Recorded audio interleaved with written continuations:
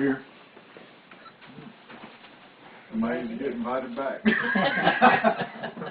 I got to tell you what, I'll just go ahead and get right to it, because Jason showed up over at the house a few weeks ago, and you know, he had this funny look on his face, and kind of surprised me, you know. And Judy, after you left, Judy told me, said, "Boy," said, "he sure was relieved to see that you're doing okay." And that was, you know, so we weren't real. We didn't talk a whole lot about what went on over here. I'm just going to tell y'all, okay? July of 2012. Now, y'all know all things have been going on in Mexico, and we were down there. July of 2012, we got up one morning, and I was reading the Bible. And what was crazy was the time frame of all this is exactly like what happened when we left to go down there. And in my mind, I was going to die there. It was over with. You know what I mean? We had built a house, everything. There was no thought in my mind I'd ever come back up here. And I had two people. A woman walked into a service at Pine Grove about 4 or 5 years ago.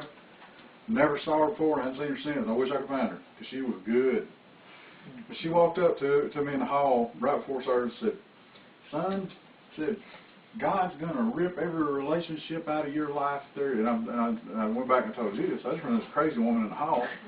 And she said, "God's going to rip every relationship out of our life." And Judy said, "Well, that can't happen," because the only people we got much relationship with is people in Ministries.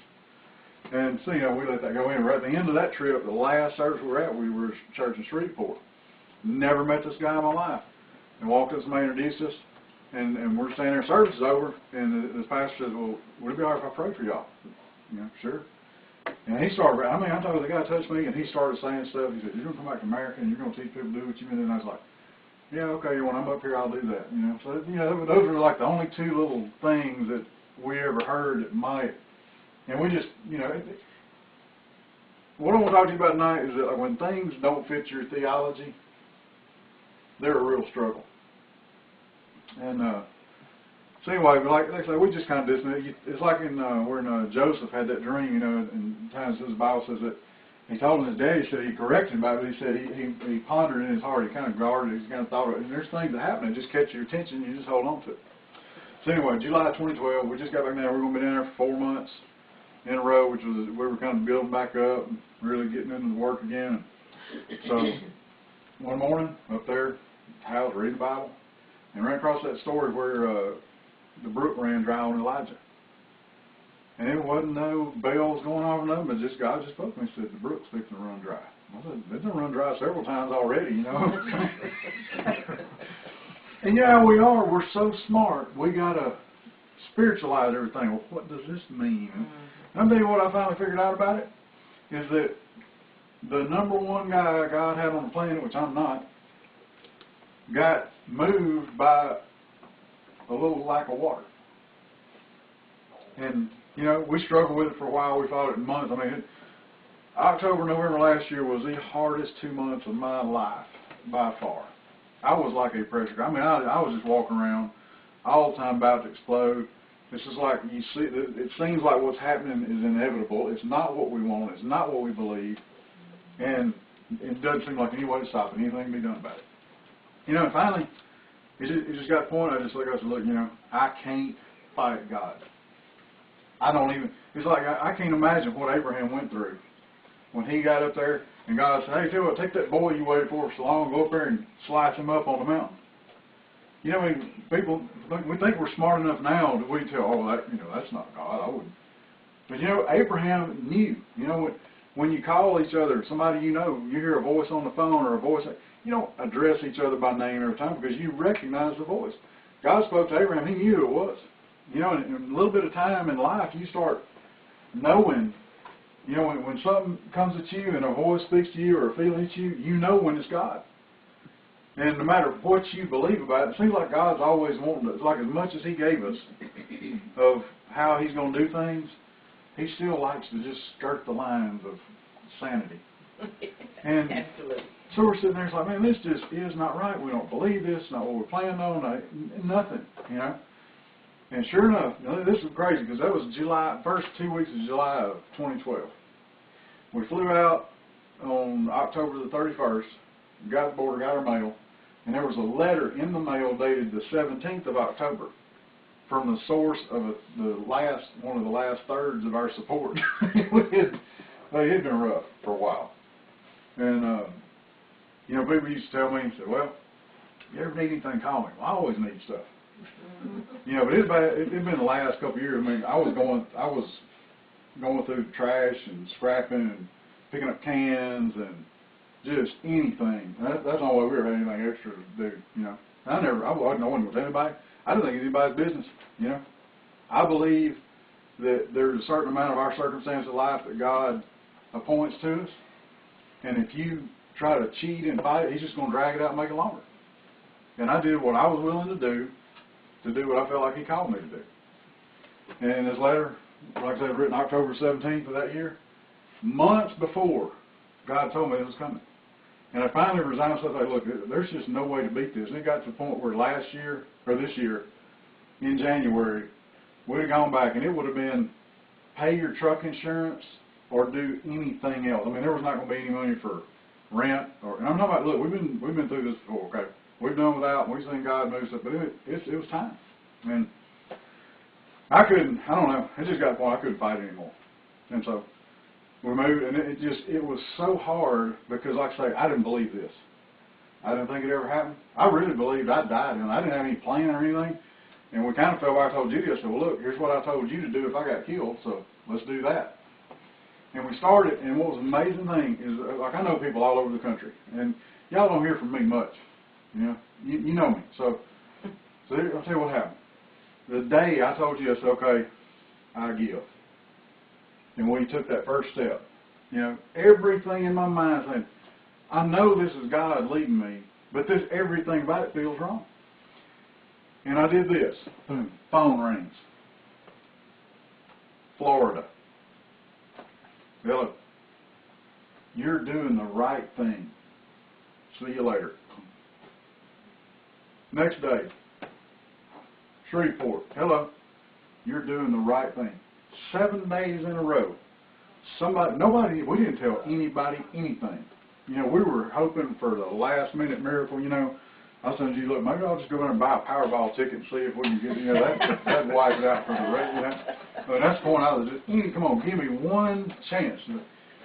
7 days in a row, when that process started, and all that's going on, somebody from a different part of the United States will call us every day. And that's all they said on the phone was this: you are doing the right thing. See ya. Boom. And at the end of those 7 days, when the snowball was rolling, buddy, phone call stopped. We were pretty well convinced by then, no, this is inevitable. And it was, like I say, it's been rough. I'd say moving back to the Americas, I'm pretty disappointed in what you call the American church. Mm-hmm. And I was disappointed before. It's harder now to me. But I hear people talking, and everything is related out of an American cultural perspective. And it takes about 10, 15 years, depending on the person. But you get out of this country long enough, and you get all of that, your way of thinking, and you're having rights and the Constitution and all that stuff. You get all that stuff broken out of your mind. And now to be able to hear people preaching and teaching, I think there's a lot of people that are pastoring churches, their faith is in money. They don't say it. Everybody says the right stuff. That's what's aggravating. You know, they say the right thing. We're all saying the right words, using the same language, but it doesn't mean the same thing to everybody. And people believe in money. They believe in power. They believe in, they believe if I can get my church to a certain size, if I can get so many people, if I can get this. You know, I was telling you the other day, there's a verse, I think it's in Ecclesiastes, maybe the Proverbs says, money is a defense. Yeah, I like that verse, you know. You can defend all you can do is protect. But the church believes that money is an offense, that it is something you can attack with. God never said that. It is only a defensive thing. The Holy Ghost is what we attack with. Now, I tell you, if you got your Bible and read Luke chapter 5, I want to read a couple little stories here. And, you know, like sometimes these guys were really meticulous about each guy that wrote a gospel, and Paul and all his writings. They were certain things that they really like Mark, he spends half his book on 1 week of Jesus' life. And each of them's got a theme and points they go at. And it's just, as long as I've been alive, I've been hearing it. And it's just, I'm constantly learning new stuff that these guys were putting emphasis on and trying to show us, okay? But I really like when you get two guys talking about something and they each provide half the story. Most of around the world, here, the gospel is more of a show and a production. You go around the world, anywhere else, it's what you call tag team preaching. It's like everybody's got a Bible, gets up and shares something. I mean, there's been times I've seen meetings go on and you have 3, 5, 7 people share that were thrown together, not talked about anything. I mean, it's just like one person got up and made all the points. It just would flow together that well. All right? And I really like these two stories here. Luke chapter 5, starting verse 1, we're at the beginning of Jesus' ministry. And Luke, he's not the fishing guy. It's something to me that he would put this in his story. It says, "And it came to pass that as the people pressed upon him to hear the word of God, he stood by the lake of Gennesaret, and saw 2 ships standing by the lake, but the fishermen were gone out of them, and were washing their nets. And he entered into one of the ships, which was Simon's, and prayed that he would thrust out a little from the land. And he sat down and taught the people out of the ship. And when he had left speaking, he said to Simon, Launch out into the deep, and let down your nets for a draught. Simon answering said, Master, we have toiled all the night, and we have taken nothing. Nevertheless, at your word I will let down the net.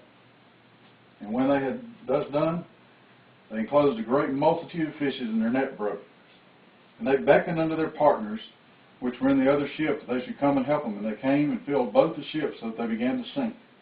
When Simon Peter saw it, he fell down at Jesus' knees, saying, Depart from me, for I am a sinful man, O Lord. For he was astonished, and all that were with him, at the draught of fishes which they had taken. And so was also James and John, the sons of Zebedee, which were partners with Simon. Jesus said to Simon, Fear not, from henceforth thou shalt catch men. And when they had brought the ships to land, they forsook all and followed him." You guys have hunted and fished, man, you just get out in nature enough and you're going to see some animals do some wild things. And there's going to be that time someday. I remember one day we were out there fishing in Susanna. It was me and Susanna and a guy that had never been fishing in his life in a boat. And I had had enough. Man, there was nothing going on. I was ready to go. I put my stuff down. She was picking her stuff up, putting it down, and this guy had never been fishing in his life. Reared back and threw the wrong way as far as he could. Man, water's 20 feet deep out there. Not going to be no fish in it. I said, well, look, when you get this cast in, we're going to the house. Well, he didn't get that cast in. Bam! Hey, Suzanne, why don't you throw over there? Bam! Bam! Our boat, we ran out of bait with 125 or 6 fish. I would cut my left arm was swollen. I looked like some kind of freak, man. My left arm was so swollen when I got back from yanking fish in. We called the other folks over, and the fish just kind of marched from the deeper water up to the bank back of which, so whenever they quit, somebody just throw a little further over, and there they'd be, bam. And we brought in 500 fish that day. I'll never forget it as long as I live. I've never seen anything like it. Stuff happens like that. It makes an impression on you. I've been out in the woods and seen wild animals act stuff that's normally crazy and wild and skittish and stuff. Well, just every once in a while you just be standing there, and something like a bobcat will just walk up to you and sit there like a house cat. And you're like, wow, man, it really, it's like natural law has been overridden. It really gets you, and it gets your attention. And these guys here, this guy walks up on the beach. If he was a fisherman, he'd be out there working with them and tells them what to do.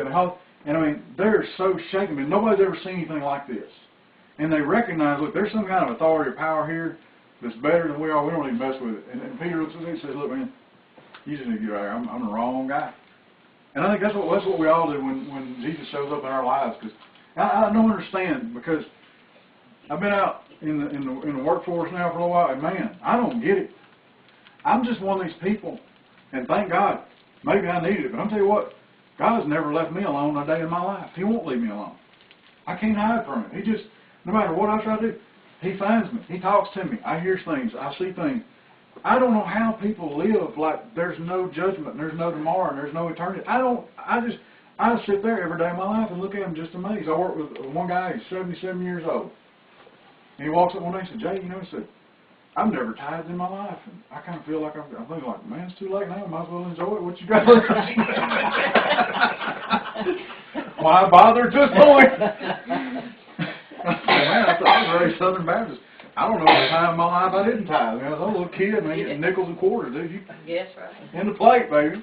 And when you, I don't know, we used to sit there and put I remember when I learned to write my name in so that you could put your J-A-Y on that envelope, and put that nickel in there and turn it in. You know, so the angels could record it.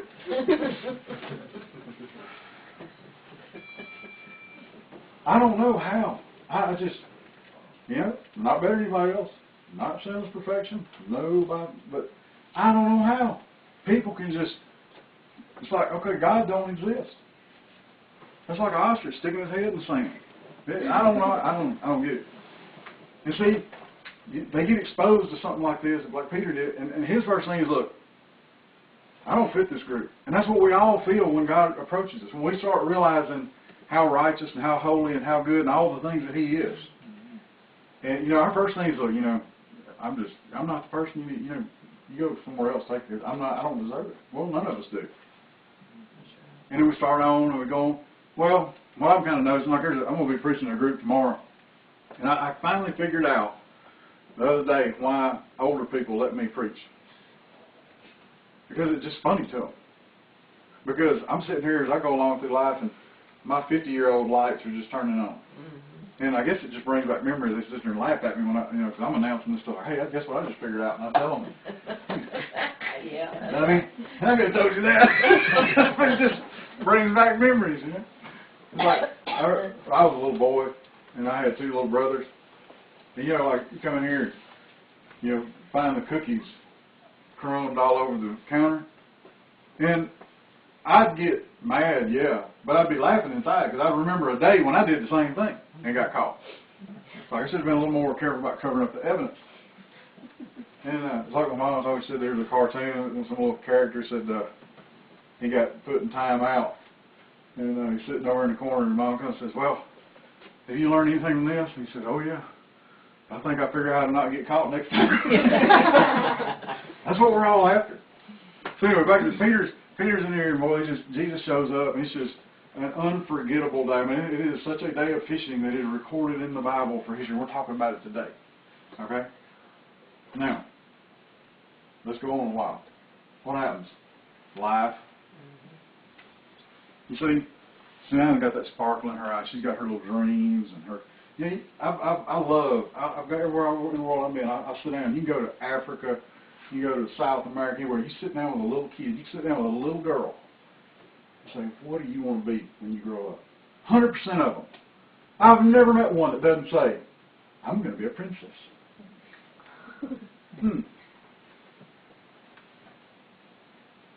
See, it's just programmed into us. I've never had anybody tell me, well, I'd like to be an alcoholic, or I'd like to be a drug addict, or I'd like to be a prostitute, or get divorced, or something. You start off, and we got all these hopes and dreams, and what happens is every day of life, you know, choices we make, choices other people make. I'm getting better about that. I used to really be aggravated about other people influencing my life, but you know what? I really like it when somebody else makes a decision that makes a decision for me. Boy, I can sleep with those. I can live with that. Just simplifies life. I don't have to worry about it, think about it. And our choices begin to narrow down, you know, our little scope in the world and what our lot in life is going to be.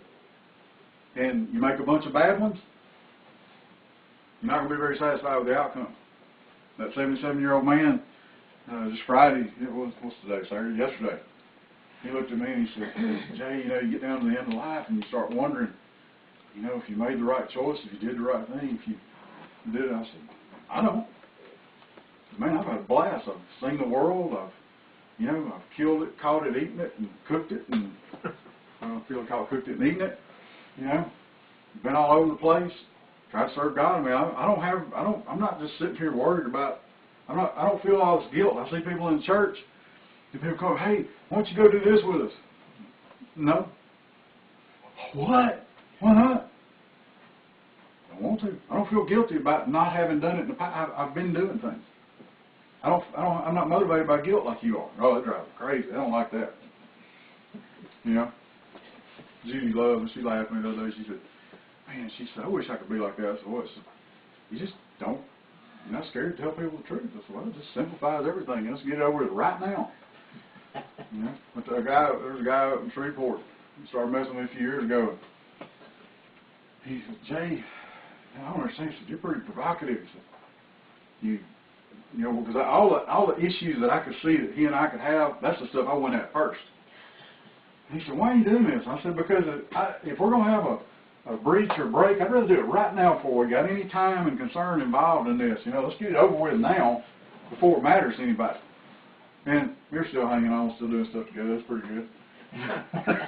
That's just the way I look at it. And you go on down through life, and all of a sudden you realize you're not going to get that dream, and you're not going to have that, you're not going to, you know, and this job ain't working out the way you thought, and I'm not going to have as much money as I want, and the house ain't quite as big. All those little things. And most people are miserable. And you see in the short span, the years that Jesus spent with his disciples, let's go over to John chapter 20, because John is going to polish off the story that Luke starts. And so this guy just walks up one day, says a few words. They get the biggest, most memorable day of fishing. I mean, for hundreds of years that story was told. It's still being told. Thousands of years, this story, this one day of fishing is getting told. And wow, it's amazing. And then dude turn around, you know what, this guy's the Son of God. Man, he can heal the sick, raise the dead. You know, there was never a blind eye open. In the Old Testament, dead people were raised. Leprosy was cured. People were healed of diseases. It was not until Jesus came that a blind person got healed. That's why I said when he healed that blind guy, I said it has never been so in this wise before.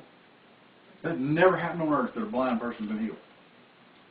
So all this stuff, man, they see things, they begin, you know, he sends them out, and man, they go do stuff. They touch anything that happens. They talk to demons and things. I mean, stuff. They are changing the world. They're a poor, rural, dominated society. See, I always wondered why Jesus came in a place and a time like he did. You know, all the stuff. There's more doom and gloom than I've ever seen in my life right now. There's more witchcraft and violence and junk. Like there's a place I stop sometimes, and there's a red box out there, and I walk by it, and I look at that thing, and I'll tell you what, there's nothing in that thing I want to watch. It's just, usually you have that stuff around the end of decades and the turn of century, particularly all that witchcraft stuff. Now it's just all the time. The despair. People are fleeing this country. They got this show called Doomsday Preppers.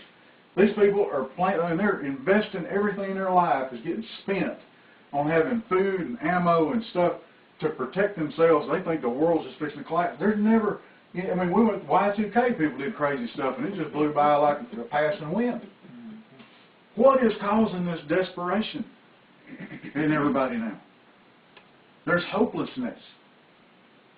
And Jesus came in a time where, you know, people all these fears, they were talking about a week or two ago that these unmarked gunboats came out of New Orleans up the Mississippi River, you know, and they had troops on them, and nobody knows what country they're from and all that stuff. So, it will not affect the gospel. Jesus lived in an occupied land, and nobody stopped him. He didn't even get put in jail once. The disciples and apostles, they got hauled up all the time and had trouble. They never messed with Jesus. Actually, that all that stuff came later, but I mean, there was people there then. It really got bad later on, right? So we get to John. So man, all this stuff working out. Man, they are seeing a political takeover of the world. At the Son of God side, he says, "Look, it's not for you to know the times of all that stuff." And then, boom, he's crucified. Man, this isn't working out like we planned. You know, I got a message out of Jeremiah, I think it's around chapter 20, maybe 12, I don't know, here somewhere. In the Amplified Bible, there's a part where Jeremiah's praying. Okay, here's Jeremiah's prayer. God's man on earth. He looks at God, he says, "You deceived me, and I was deceived." You see, that's what happened. We think, we're so outcome-oriented. well, I have my little Bible, go to my little church, and put my little nickel in my little envelope. You know what? God's just going to take care of me. And then disease, or death, or divorce, or catastrophe, or man, and then we're sitting there, God, what happened? The storms came against both. No matter what the house is built on, the storm came. It's whether or not you stand through it. That's right. So now they're on the other side of this thing. Man, it's rough now. Peter's lying and hiding about who he is, and all of them people, and what does he do? He goes back to what he was doing before. He's disappointed. He feels deceived. He feels like a failure. And life hadn't worked out the way they thought it was going to. And I tell you what, I really believe that's one of God's goals in life, is for us to get to that point where we figure out this didn't work out the way we planned. And so John's here. Everything has crashed and burned. See, chapter 21, verse 1. After these things, Jesus showed himself again to the disciples at the Sea of Tiberias. And on this wise he showed himself. There were together Simon, Peter, and Thomas called Didymus, and Nathanael of Cana in Galilee, and the sons of Zebedee, and two other of his disciples. So basically what they've got out of this is a couple of better friendships than they had a few years ago. Simon Peter said to them, I'll go fishing. They said to him, we'll also go with you. They went forth, entered into a ship immediately, and that night they caught nothing. See this reenactment of this thing going on? Another fruitless night. How many things do we do in our life that just don't yield anything? Man, you work so hard. I used to hate it. I'll tell you what, when you walk in there at paper mill and your head pops out of the stairs and you see that machine just buried in hay, and you go in there and work 16 hours, you are exhausted, you're soaked, your skin is raw, you're miserable, and you turn around and go down the stairs, and the last thing you do, you look back at it, and it don't look like any different than when it was 16 hours ago. Or you come in and it's all clean, and you leave it looking like that worse. It's like, man, I have got nothing done, and people feel like that in life. Your relationships don't work out, your job don't work out, your kids' marriages don't work out. If it was all outcome-based with God, we'd be able to do certain things and assure that nothing bad would ever happen to us. It's not like that. It's about trusting Him through all that stuff. And, one of the bad things about us, we live in this stinking Bible belt.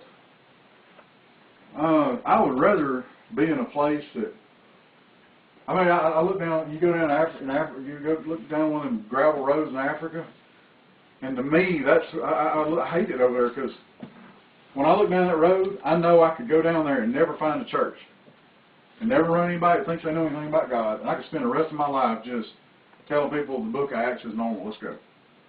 That's what appeals to me. And around all these people that know everything, like a bunch of teenagers. And he says, verse 4 says, when the morning was now come, Jesus stood on the shore, but the disciples knew not that it was Jesus. And Jesus said to them, children, have you any meat? And they answered him, no. And he said to them, cast the net on the right side of the ship, and you'll find.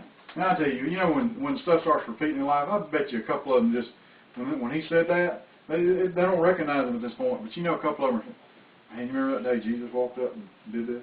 That's probably why they went through with it. They didn't argue with him, They said, cast on the right side of the ship, and you shall find. And they cast therefore, now they were not able to draw it for the multitude of fishes. Therefore that disciple whom Jesus loved said to Peter, it is the Lord. Now they know. It's a reenactment of his first meeting with them. God, I'm getting goosebumps. You know how it is, like, in your marriage, when you wake up one day and that person's just a total stranger and you're scared to death that you might spend the rest of your life with them? And then a week or two or a few days, then the day comes where, there's just a movement, a look, a word or something, and it revives that I know I can love this person. The one that I was looking for is back. That's what's happening here.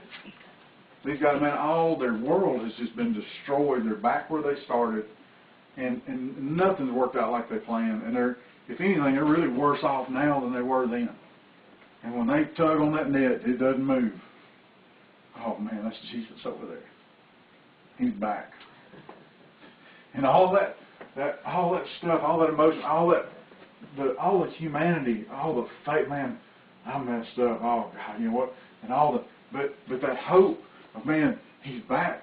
We can do anything.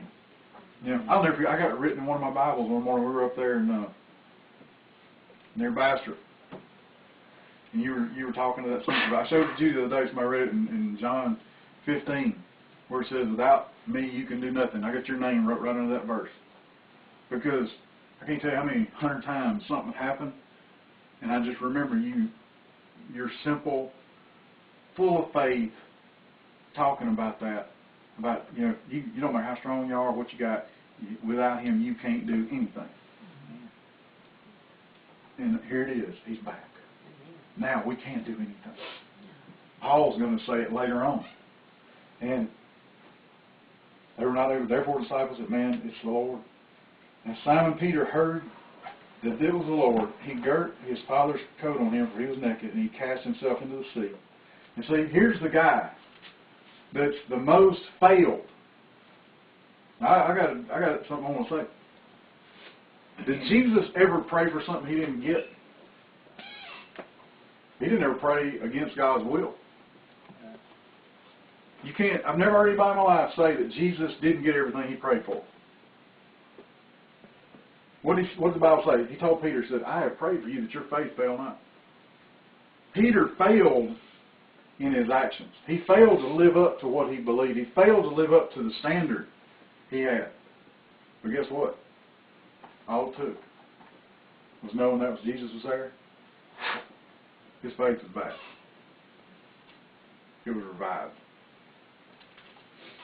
He didn't care about the fish anymore. Man, where could we find? That's the kind of pastors we need in the world now, that could let go of the net to go after Jesus. He just forget the fish, let the boat sink. I don't care. I need that. I need Him back in my life. I need to make things right with Him. And it says, verse 8, and the other disciples came in a little ship, for they were not far from land. It was about 200 cubits, dragging the net with the fishes. You know, when you ever been around somebody you hadn't seen in a long time? You know, the old little house on the prairie scene, Mom's got the wash and Daddy comes back from it. What do? If you really want to see somebody, forget the clean clothes. Drop the basket. You can tell when somebody comes up and here, let me finish this, and then you're ranked and rated right there. But when somebody just drops everything they're doing and doesn't care about it getting dirty and having to do it again, somebody throws stuff aside and makes a bigger mess to come be with you, to come get a hold of you, you know it. And Peter was the one. Forget the net, forget the boat. Everybody else, hey, I'm going to bring both these things in first. He was the most messed up, the one that had the most reason to hide, and he's the first one there. Verse 9, as soon as they were come to land, they saw a fire of coals and fish laid thereon. Jesus said to them, bring of the fish which you have now caught. Simon Peter went up and drew the net to land, full of great fishes, 153. For all there were so many, yet was not the net broken. Jesus said to him, come and dine. And none of the disciples dared ask him, who are you? Knowing that it was the Lord. And Jesus comes, takes bread, and gives them fish likewise. Now this is the third time Jesus showed Himself to the disciples after He was risen from the dead. So when they had dined, Jesus said to Simon Peter, Simon, son of Jonah, do you love me more than these? You know, in my life, I grew up and lived in this area, been in and out here all my life. How many times has somebody sat at the church and waited for you, and looked in, hey, where you been? Like, I ain't seen you, stranger. Or sit there, I don't know what's wrong with them, but they come next time they come up here, we're going to talk to them. Jesus went to them. He knew where they were. Them people know where you are. They don't care. They don't love. There is a religious, arrogant, pharisaical demon that has hijacked the gospel in this place.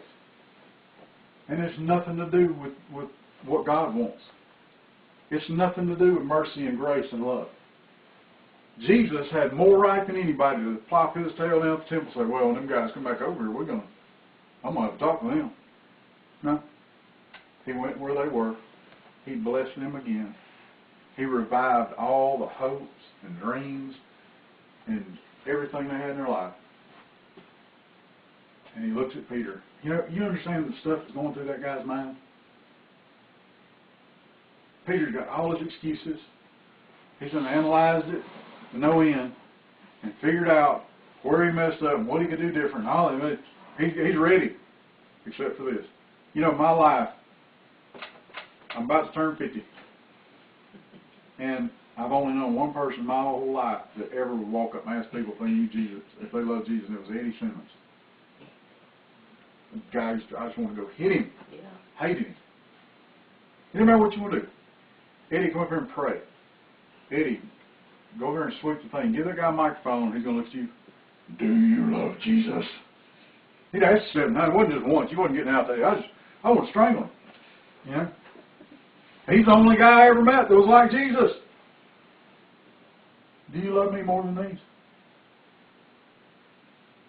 That's what is going to matter in life. I've figured that out. It's going to get to the point. You get old enough, it's like, my daddy can't do much anymore. He's still alive, he's still human. What is going to matter? You don't have to be able to do much physically to be able to love Jesus. You're not, as you get past your prime of life, you're not going to do anything great and miraculous. You're not going to go in there like Samson and knock the pillars of the temple down, taking people out. It's not going to happen at this point. It's neat. Some people like to go out in a blaze of glory. That's fine. I think I got past that. I want to postpone it as long as possible. Jesus just looks at him. Do you love me? And then he goes on talking about this thing of, they get through this little conversation. He tells Peter to follow him. Verse 21, Peter, seeing him, says to Jesus, Lord, what shall this man do? And I'll tell you what, if there's been a thing I have hated in my life, it's been worrying about what God's telling other people to do. I have been wrong about some folks. Right about some, but you know what? It isn't none of our business. That's right. Who cares? Mm-hmm. There's a guy I met. He's a deacon at a little Southern Baptist church in here, and he told me he was in the National Guard, and that was all great and good until that Gulf War broke out, and we sent him over to Kuwait. And one day I got through with service, we were talking, and he said, he is just good as gold. He just loves this guy. And he looks at me and says, Jay, he said, I was over there in that Gulf War. He said, I probably should have done more witnessing and praying and stuff. He said, but I tell you really the truth, I was more worried about getting myself out of there than taking anybody with me. And I mean, really, honestly, that's what it's going to boil down to. If we can't get ourselves through this, you're not going to bring her through it. If you can't get yourself through it, you're not going to bring your kids through it. There's a certain level. It's not selfish. It's just you got to be able to do a certain part before it can carry over to anybody else. He said, what about this guy? Forget about everybody else. I'm getting free of that in case you hadn't noticed.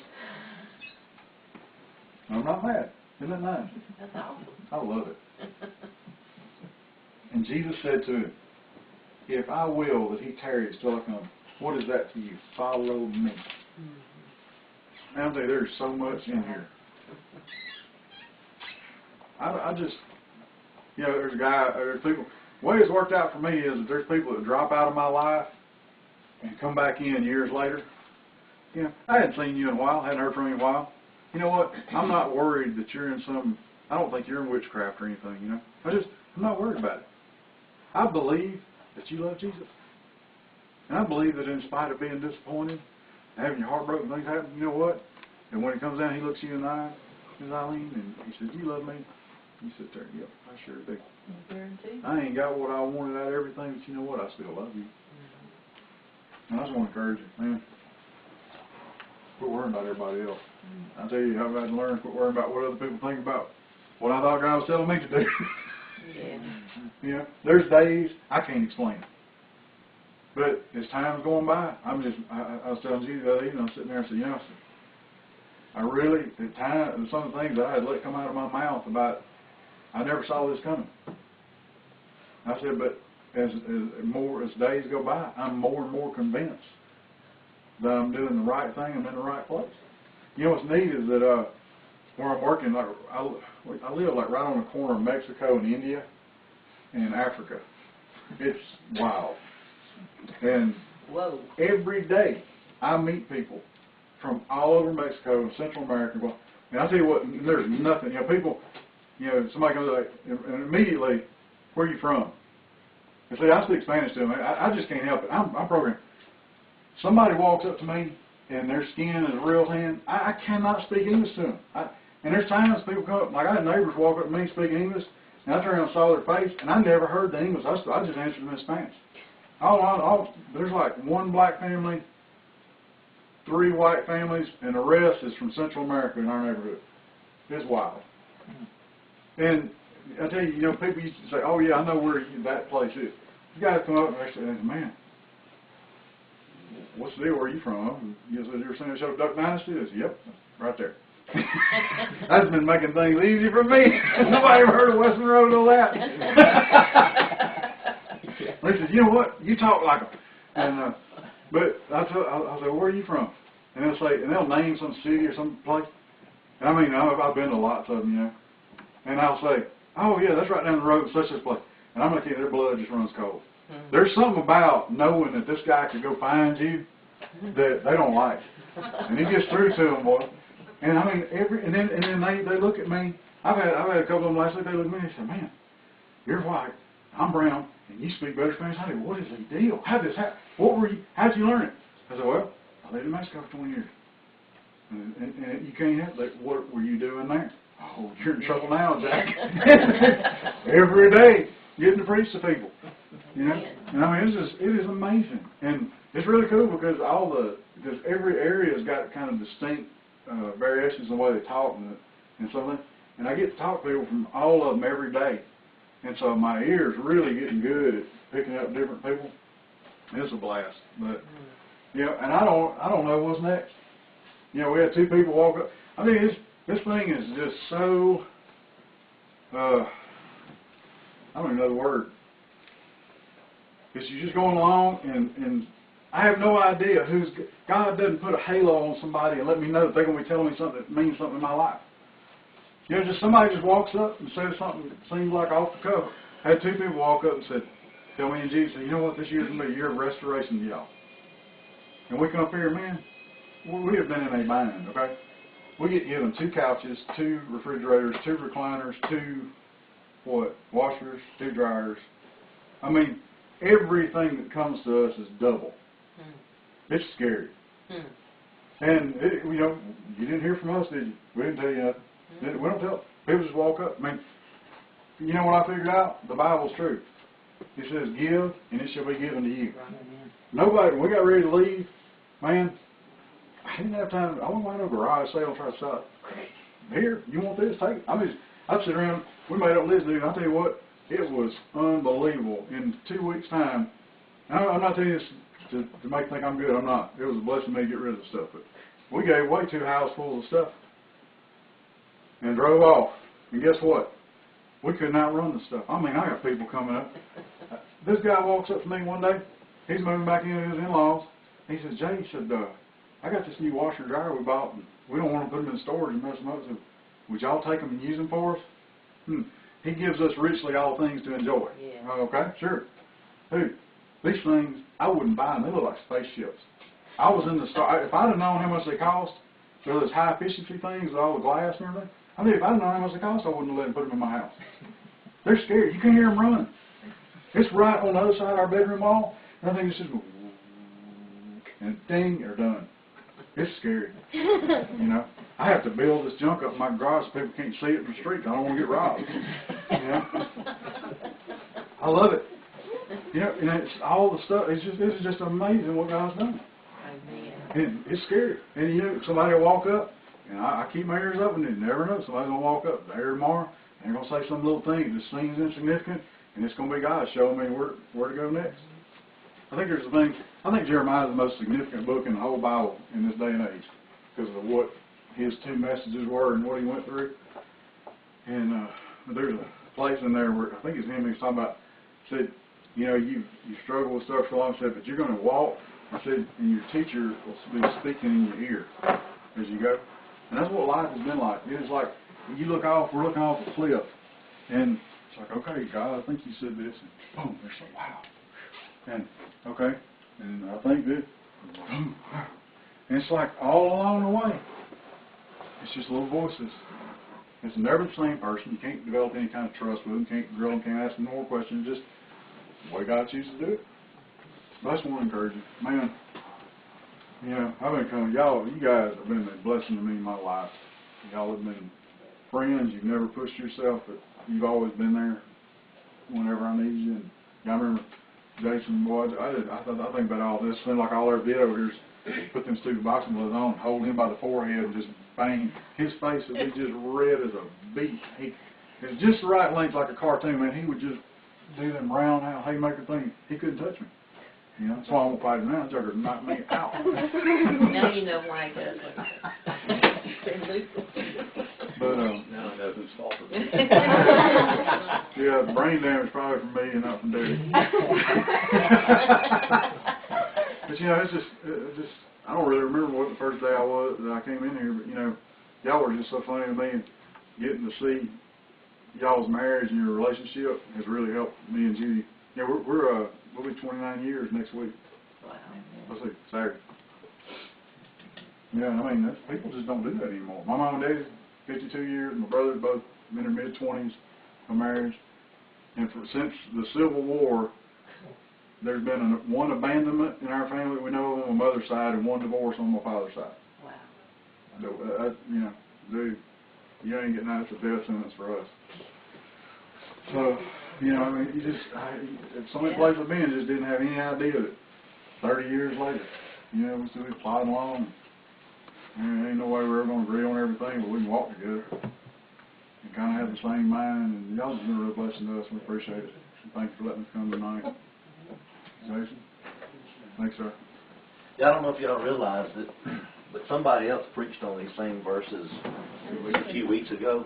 I told you to that. So I hope we're listening, because it was really along the same, same verses, same. So, I told you.